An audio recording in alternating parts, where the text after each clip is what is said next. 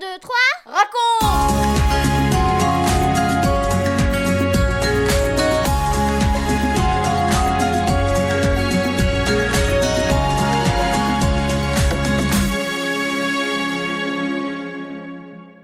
Hey, bonjour à tous, bonjour les garçons, les filles, bonjour les parents, bonjour les amis. Nous sommes dans notre 77e émission 1, 2, 3, raconte. Nous avons souvent parlé des apôtres, Matthieu, Pierre, Jean, Jacques, mais il y en a un dont nous n'avons jamais parlé. C'est l'apôtre Paul. Connais-tu son histoire? Sais-tu comment il est devenu un apôtre de Jésus? C'est ce que nous allons te raconter aujourd'hui. Paul, c'est son nom en latin, mais son nom juif est Saul.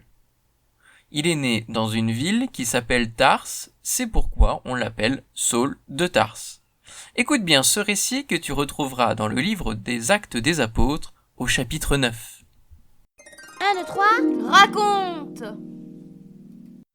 Après la Pentecôte, les apôtres accomplissent tant de miracles que les gens accourent pour être guéris, et le nombre des disciples ne cesse d'augmenter. Mais ils sont persécutés par les chefs religieux qui sont furieux. Alors, beaucoup quittent Jérusalem. Ils se dispersent dans le pays.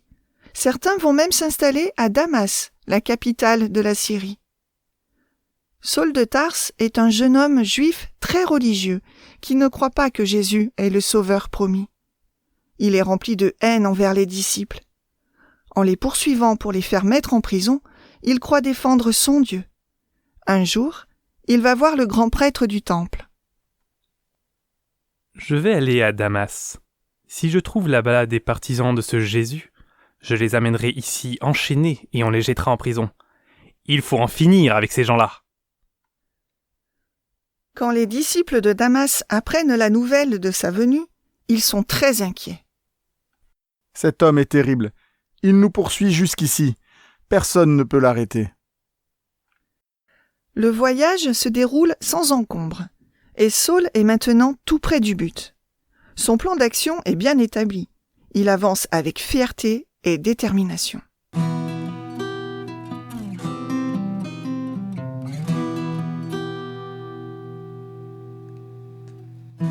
Il aperçoit maintenant les murailles qui entourent Damas. Le soleil est haut dans le ciel. Il brille de tout son éclat, la chaleur est étouffante. Soudain, vers midi, une lumière surnaturelle, comme un éclair, l'environne. Elle est encore plus éclatante que celle du soleil. Il est ébloui et tombe à terre comme foudroyé. Une voix venant du ciel se fait entendre. « Saul, Saul, pourquoi me persécutes-tu » Saul est effrayé. Ce n'est pas la voix d'un homme. Il est dans la présence d'une personne divine. « Qui es-tu, Seigneur » ? « Je suis Jésus, que tu persécutes. » Tout l'orgueil et l'arrogance de Saul s'évanouissent. Il est là, effondré, dans la poussière, misérable. Il est aux pieds de Jésus. Ce Jésus qu'il croyait mort, il le voit dans sa gloire. C'est comme si tout s'effondrait autour de lui. Qu'est-ce que Jésus va faire?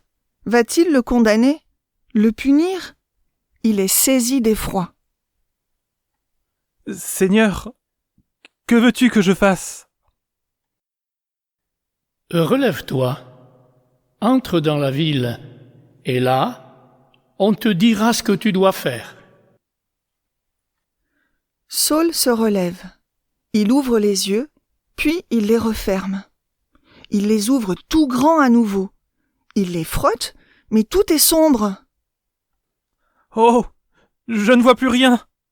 Je suis aveugle. » Ses compagnons le prennent par la main et le conduisent comme un petit enfant. Pendant 3 jours, il reste chez un homme appelé Judas. Il ne mange pas, il ne boit pas, il prie. Il repasse dans sa tête toute sa vie, sa haine, sa violence. Il revoit le visage et les larmes de ces hommes et ces femmes qu'il a persécutés. Il implore le pardon de Dieu et accepte Jésus comme son Sauveur et son Seigneur. Dans une vision, il aperçoit un homme appelé Ananias, qui lui impose les mains pour lui rendre la vue. Mais qui est cet Ananias? Comment pourrait-il le retrouver? Ici, personne ne sait où il est. Saul ne s'inquiète pas.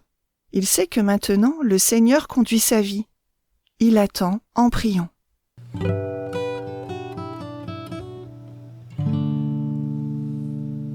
Le 3e jour, le Seigneur apparaît dans une vision à un habitant de Damas, à un disciple.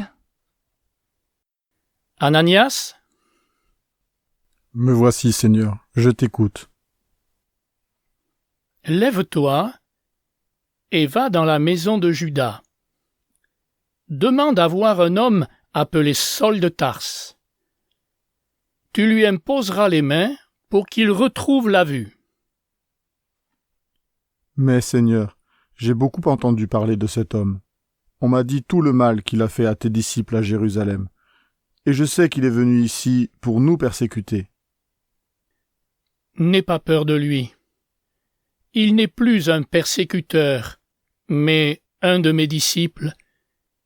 Je l'ai choisi pour être un témoin auprès des Juifs, mais aussi auprès des autres peuples et à plusieurs rois. Je l'ai appelé à être apôtre. Ananias est rassuré.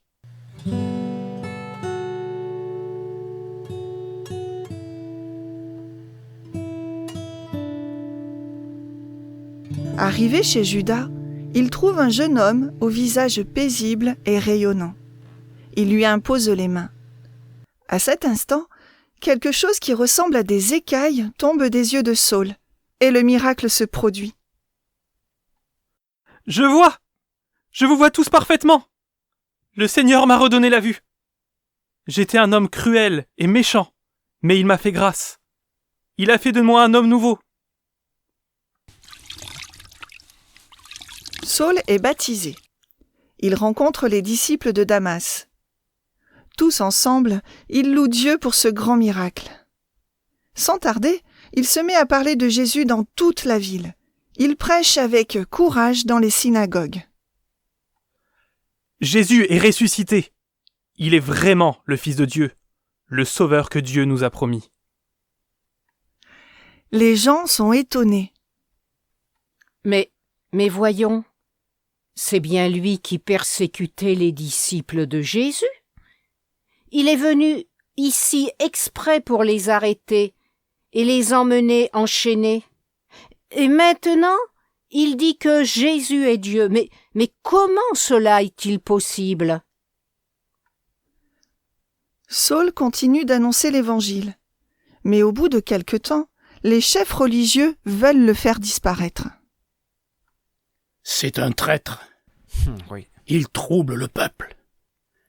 On va surveiller les portes de la ville, jour et nuit, Ouais, c'est une bonne idée. et on va se saisir de lui et le tuer. Très bonne idée. Saul et les disciples sont avertis du complot. Nous allons te faire sortir de la ville en cachette. Une nuit, ils le conduisent jusqu'au mur qui entoure la ville. Ils le mettent dans une grande corbeille et à l'aide de cordes, ils le descendent le long du rempart. Saul est sauvé. Il va poursuivre la mission que le Seigneur lui a confiée.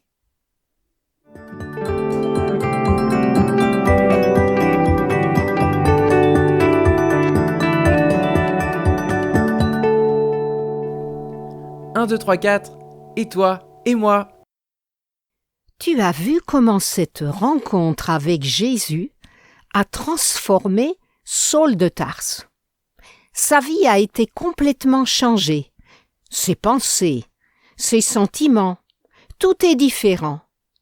C'est un changement de direction. Le jeune homme fanatique et rempli de haine est devenu l'apôtre Paul. Il est maintenant rempli d'amour pour Dieu et pour les autres. Avec beaucoup de courage, il a annoncé l'Évangile dans différents pays. Tu peux retrouver les récits de ces 3 grands voyages missionnaires dans le livre des Actes des Apôtres. Eh bien, je t'encourage à les lire. « 4, 3, 2, 1 et nous les parents ». Le récit de la conversion de Saul contient des points communs à toute conversion, la repentance, la foi, la consécration à Dieu. Mais elle en a aussi de très spécifiques qui ne sont transposables à aucune autre conversion, ce qui est d'ailleurs particulièrement vrai pour nos enfants. Je vous suggère de les accompagner dans la découverte des voyages missionnaires de l'apôtre Paul.